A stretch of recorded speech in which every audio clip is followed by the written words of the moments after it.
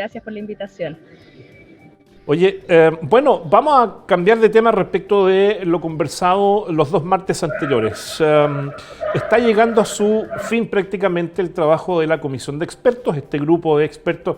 Hay que decir que, desde mi perspectiva, y corrígeme si estoy equivocado, esto no es la constitución alemana donde sí efectivamente se constituyeron expertos, digamos. Aquí lo que hay son personeros políticos nombrados por partidos políticos en el Parlamento, que construyen entonces este anteproyecto de propuesta constitucional, ¿verdad? Así es, justamente son personas que fueron escogidas por los partidos, ¿cierto?, acorde a su poder y representación. Por lo tanto, tenemos, obviamente que es un grupo de personas que en su mayor parte entiendo que son abogados, abogadas, muy poquitas de otras disciplinas quizás, pero la mayoría abogados y abogadas. Entonces, efectivamente los partidos aquí tuvieron la chance de poder ir proponiendo a estas personas y finalmente que fueran componiendo digamos, instancia de expertos que la verdad es que ha salido bastante mesurado, yo diría. La propuesta ha sido bastante equilibrada, bastante tratando quizás de conjugar la constitución actual con el borrador que se había entregado, por supuesto que con sus limitantes, claramente. No pensemos que la propuesta anterior era mucho más quizás maximalista en su mirada que la que se está armando, o la que quedó finalmente como los bordes que dejaron el comité de expertos. Bueno, es inevitable que la construcción de este anteproyecto tenga una concepción política, ¿no? Quienes participan y quienes van a participar, ya lo decíamos, tienen, digamos, un componente político. Entonces, quiero referirme, o que te refieres tú más bien primero, al componente político precisamente. El presidente de Republicanos, del Partido Republicano, Agustín Esquella, dijo que el anteproyecto redactado por los 24 comisionados, abro comillas, no lo entusiasma, cierro comillas, y que junto a su bancada de 22 consejeros pretende hacer modificaciones a temas de seguridad, derecho a la vida, libertad de enseñanza, salud, seguridad social, en fin. De hecho, planteo, si me haces comparar el texto de la comisión experta, me quedo con la constitución vigente. Eso lo dijo literalmente. Por otra parte, el vicepresidente de la comisión de expertos, Sebastián Soto, patrocinado por Evópoli, refería el domingo que, de acuerdo a estudios internacionales, el anteproyecto coincide en un 80% con la Constitución del 80, con la actual, digamos, ¿no? En este sentido, María Elena, desde tu mirada, ¿cuáles serían los puntos que pueden generar mayor desacuerdo en el trabajo que van a generar los consejeros constitucionales, ¿no? Yo creo que, claro, debido a que Republicanos finalmente tiene una representación muy importante en lo que es la parte de los consejeros, ¿cierto?, que es esta instancia, que está intermedia, la que tiene finalmente una representatividad ciudadana, se podría decir. Claramente no olvidemos que hay otra instancia, además del Consejo, además del Comité de Expertos, que es la comisión técnica, ¿cierto?, que sirven de arbitrar, digamos, para arbitrar, ¿cierto?, que finalmente las instancias no salgan de los bordes que fueron acordados en un principio, ¿cierto?, con los principios que se habían dialogado entre los partidos, que tienen que ver con estos límites, ¿cierto? Entonces, claro, obviamente que el Partido Republicano y sus representantes en el Consejo van a tratar de ir quizás cuestionando algunos elementos, por ejemplo, el tema de específicamente la ley que protege la vida, el que está por nacer, y la maternidad vulnerable, ¿cierto? Que era la idea de Chile Vamos.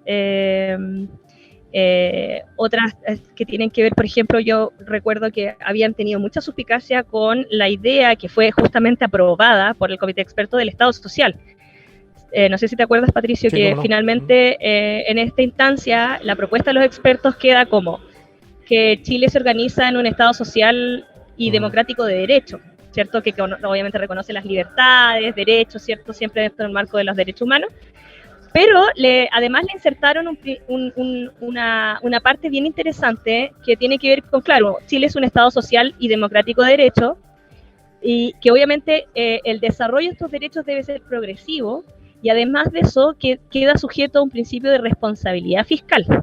¿Ya? Entonces ahí también de alguna forma los comités expertos dejaron este principio de la responsabilidad fiscal amarrada justamente a un Estado social de derecho con una mirada progresiva, respondiendo a que, claro, por ejemplo, en escenarios como el que estamos hoy en día a nivel económico, es muy difícil entrar a asegurar un set de derechos sociales, por ejemplo, socioeconómicos, cuando finalmente Chile está pasando por una situación económica bastante compleja. Obviamente ya estamos saliendo de a poco de ahí, estamos, digamos, avanzando de a poco, a diferencia del año pasado, pero aún así, el tema del Estado social de derechos y de derechos progresivos es algo que generó mucha suspicacia también al Partido Republicano, porque finalmente ellos eran de la idea de mantener esta visión, digamos, más tácitamente subsidiaria, que es la que tenía la Constitución pasada, o bueno, la que tenemos vigente más que pasada.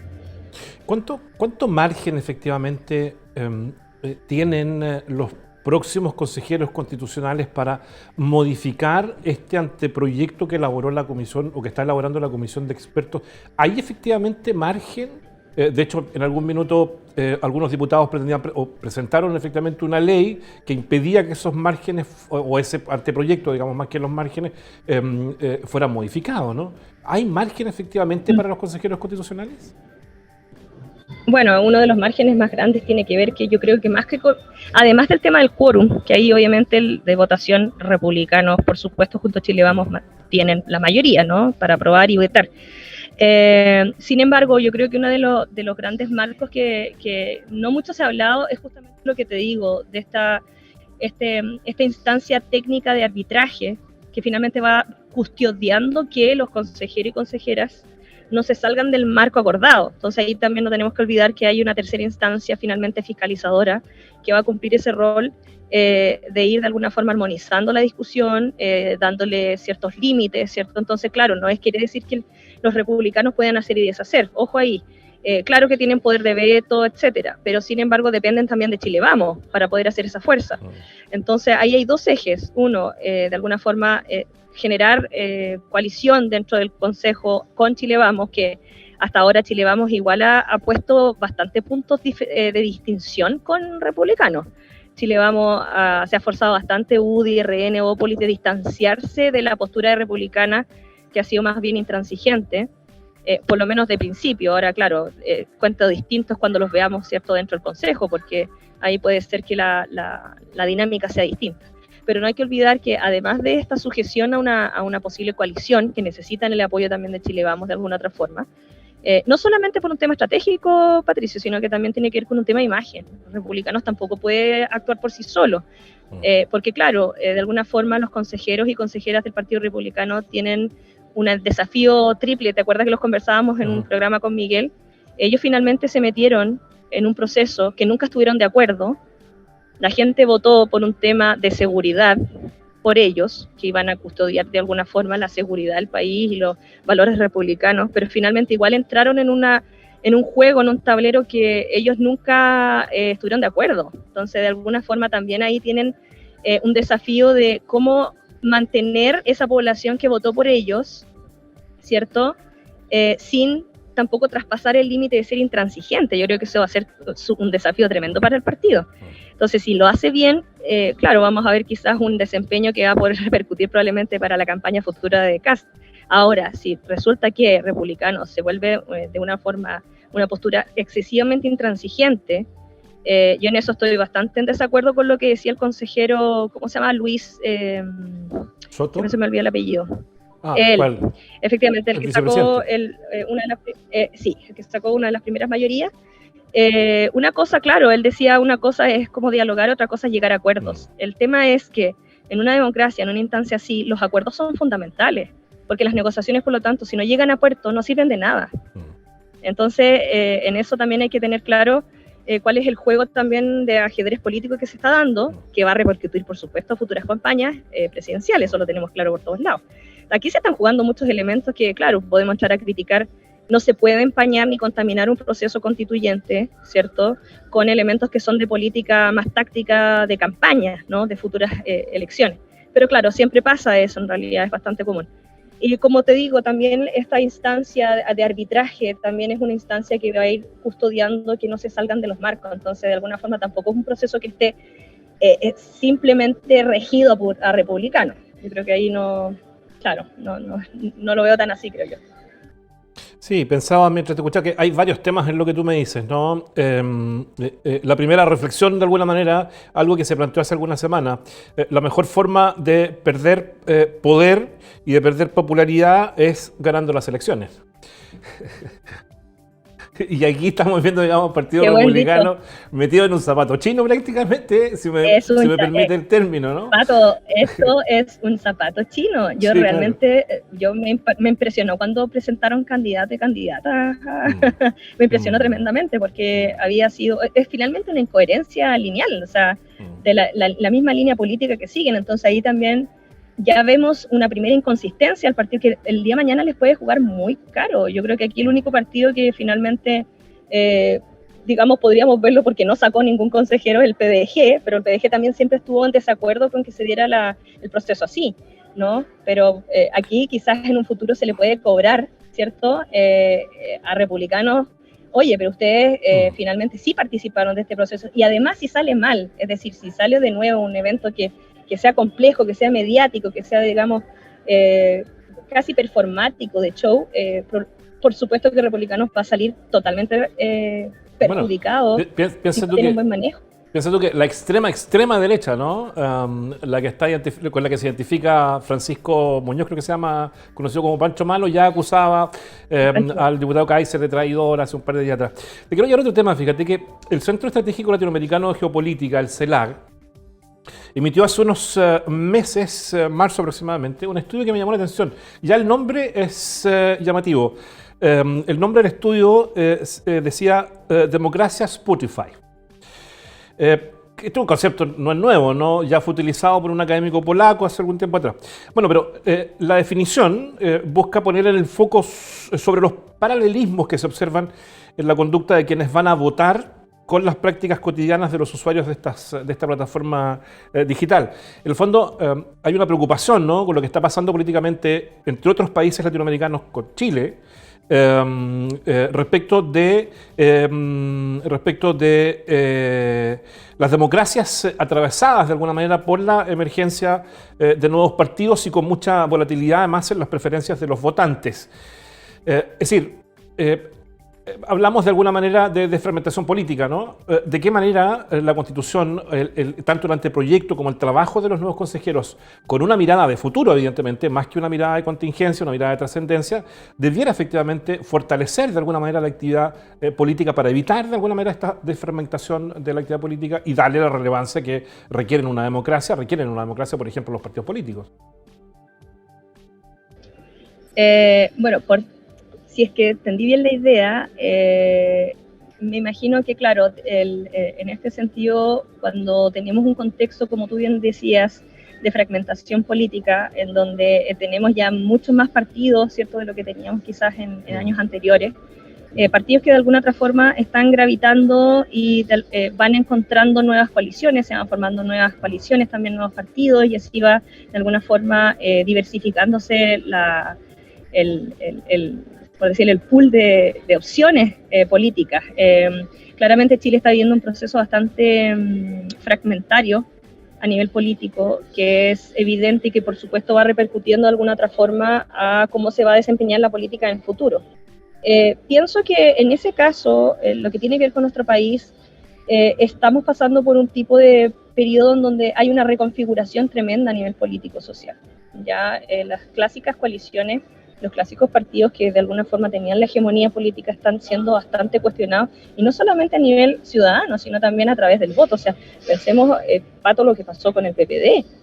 El PPD fue uno de los grandes perdedores, digamos, dentro de la DC, para qué decirlo. O sea, hubo partidos, como por ejemplo el Partido de la Gente, que sacó un porcentaje, un 5 punto y algo por ciento, superando a la DC, al PPD, partidos tradicionales, siendo un partido joven de cierta forma, o sea, no teniendo tanta injerencia, digamos, política como estos partidos más tradicionalistas. Entonces, por supuesto que hay una reconfiguración política que es bastante notoria, que de alguna forma va a ir, yo creo que repercutiendo en la forma en que se van a empezar a hacer las coaliciones, las negociaciones. La verdad es que quizás, de repente a mí no me gusta ser tan pesimista, creo que hay que también ver la parte buena de esto. Por ejemplo, uno pensaba que en este contexto era muy difícil que se llegaran a acuerdos bajo este gobierno, ¿cierto? Pero fíjate que nos estamos encontrando con iniciativas que son bastante interesantes, por ejemplo, el tema de las 40 horas, el tema del sueldo mínimo, y así otros tipos de iniciativas, ¿cierto?, de ley que encontraron eco, incluso en la oposición, ¿cierto? Entonces, también estamos viendo dinámicas de diálogo y negociación que son bastante interesantes y que antes por lo menos no veíamos por parte de la derecha. Entonces, eso también hay que reconocerlo. Por otro lado, también la izquierda de alguna forma se está armando con esta nueva, con esta nueva injerencia, o más que injerencia, yo creo que esta nueva plataforma que tienen los republicanos. Ahí yo creo que se está dando una razón de la izquierda para poder rearmarse, ¿cierto? Y poder unificarse. Creo que republicano es una gran llave maestra a nivel discursivo para reunificar la izquierda. Entonces ahí también estamos viendo ciertos fenómenos que hay que verlos siempre muy de cerca, porque probablemente vamos a ver en el tiempo que quizás estos partidos, estas alas que están bastante, o pensamos que están debilitadas a nivel electoral, pueden resurgir justamente con fuerza, con pactos únicos, solo en base a la existencia de republicanos. Entonces claramente aquí hay un eje bastante importante que se está dando, que pareciera que el Partido Republicano se está constituyendo como esa razón, esa otredad, se podría decir, ese otro, para conformar entonces un nosotros. Y eso de alguna forma es una estrategia bastante importante cuando tú quieres consolidar una identidad política, sobre todo en coalición. Sí, entonces, lo mismo la derecha. Ojo, Pato, recuerda que la derecha también, insisto, se ha desmarcado harto del Partido Republicano en varios de los puntos, digamos, valóricos. Sí, lo que a mí me genera ruido con eso tiene que ver con los principios políticos, finalmente, ¿no? Es decir, encuentro un poquito volátil el reforzarte a partir de las debilidades del otro, ¿no? El surgir a partir de las debilidades del otro, lo que no teníamos en los partidos políticos tradicionales, la Democracia Cristiana, el PPD, el Partido Socialista, Renovación Nacional, la UDI, por otro lado. Había una línea de principios que identificaba, digamos, la mirada política de esos partidos. Cuestión que hoy día, de alguna manera, ¿sí? Ojo ahí, Pato, sí. Recuerda que todo lo que fue concertación nace de una construcción de un otro, sí. Y el otro era... la dictadura. ¿Cierto? La dictadura. Entonces, siempre va a haber una concepción de un otro, que finalmente el otro es necesario para configurar nuestras identidades. Entonces, sí, pero entiendo lo que vas. Entiendo que en términos de principio, yo creo que, claro, ahí hay un agotamiento, creo, político, en cuanto a las propuestas, ¿cierto?, ideológicas, valóricas que entregaban los partidos tradicionales. Yo creo que hoy en día la ciudadanía, pensando que estamos cada día avanzando en una nueva generación, esta nueva generación que son los millennials, nacidos en los 90, son los nuevos adultos, son los nuevos votantes. Entonces estos nuevos votantes, si no se les lee bien, muchos de estos partidos tradicionales van a quedar atrás. Entonces ahí hay una tarea muy grande, porque estos votantes nuevos son muy distintos y son tremendamente volátiles. El millennial no te va a votar por un partido, probablemente te va a votar por una persona. Por eso te preguntaba qué rol debiera tener entonces la Constitución, pensando en este escenario, en este nuevo escenario, en esta nueva conformación, digamos, de la sociedad chilena y cómo esta sociedad mira la política, ¿no? De ahí, de alguna manera, el concepto que, insisto, no es del CELAC, de política Spotify, ¿no? Estamos votando de acuerdo a la elección que hacemos también en el Spotify. Si no nos gusta, nos cambiamos. Es un poco de pantalla la cosa, ¿no? La política. Digo, no la cosa, la política. Marilena... fíjate, una última cosa, Patito, fíjate que en Spotify uno finalmente escucha más la canción que al artista, más que el álbum, se podría decir. Pensemos que el álbum es como el partido político y el artista es la oferta de candidato. Entonces, hoy en día tenemos justamente una generación que está escuchando al artista, no al álbum. Y ese es un tema bien interesante que hay que analizar, creo yo. Tema para el próximo martes. Nos queda, por ejemplo, la propuesta del Tribunal Constitucional, que no solo cambia de nombre, tiene varios cambios. Una institución que ha sido cuestionada por uno de los cuestionamientos básicos, digamos, tiene que ver con ser designado como una tercera cámara, sobre todo en temas valóricos. En fin, hay varios temas. La Corte Suprema, se le cambian las funciones a la Corte Suprema. En fin, hay varios temas que seguramente también van a ir surgiendo durante esta semana. También. ¿Perdón? El Banco Central también, más que se le agrega, digamos, directamente, indirectamente se le agrega esta idea de ir también velando que las decisiones que tomen también tengan en consideración la variable empleo, ¿cierto? Que era algo que antes no se veía, digamos, como propuesta del Banco Central. el presidencialismo, de qué manera se ve afectado por esta nueva configuración, insisto, con el concepto, para identificarlo de alguna manera, materializar de alguna manera el de política Spotify, ¿no? De qué manera se ve afectado efectivamente el presidencialismo, otro de los temas que podríamos abordar el próximo martes, y de qué manera este proyecto de constitución pudiera cubrir o pensar también en aquello, insisto, con una mirada de futuro. María Elena Bello, cientista política, Martes de Bello, muchísimas gracias por la conversación nuevamente. Muchas gracias, Patito. Un saludo, que estén muy bien por allá, por el sur.